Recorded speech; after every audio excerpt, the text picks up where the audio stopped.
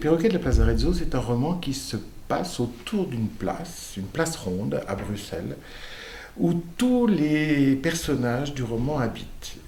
Ce n'est pas leur seul point commun. L'autre point commun, c'est qu'ils vont tous recevoir un matin une lettre anonyme, avec simplement 2 phrases.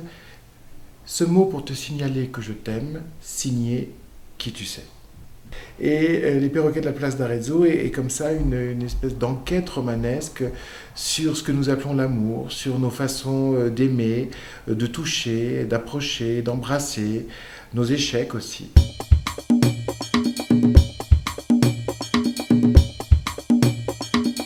Il y a une phrase de Diderot à laquelle je crois beaucoup. Il dit dans l'entretien entre d'Alembert et Diderot justement que pour ce qui est de la sexualité, il n'y a pas de morale, ni de règles, ni de loi, et que tout est permis, sauf ce qui met sa santé ou la santé de l'autre en péril.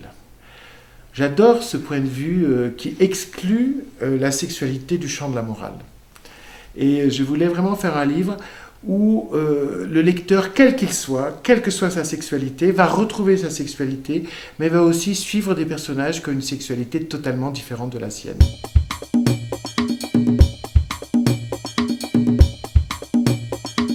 La sexualité, j'en avais très très peu parlé dans mes livres. J'avais beaucoup parlé d'amour, mais jamais d'amour sexué. Et en écrivant ce livre, je découvrais qu'au fond, oui, dans nos vies, la sexualité se mêle à l'amour, mais est-ce un bien, est-ce un mal ? Souvent, la sexualité empêche l'amour, parce qu'il y a quelque chose d'égoïste dans la sexualité. L'échange amoureux, justement, se définit comme un échange, c'est-à-dire je te donne ça si tu me donnes ça, je t'aime si tu m'aimes, je t'aime si tu me préfères, je t'aime si, même si tu me trompes, je reste la personne la plus importante, je t'aime si. Or, l'amour, ça ne doit pas être conditionnel, l'amour, c'est pas je t'aime si, c'est je t'aime.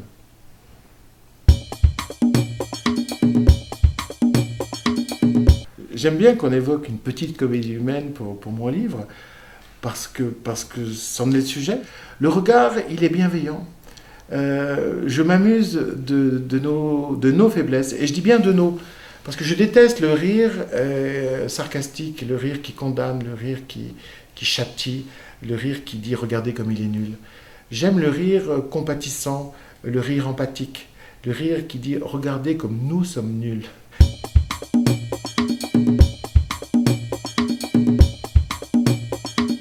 Je pense que d'abord elle me dérangerait, comme un de mes personnages. Mais le dérangement passé, ça m'intriguerait beaucoup. Et j'ai peur d'être dans la vie aussi curieux que dans mon travail de romancier. Surtout ne m'envoyez pas cette lettre.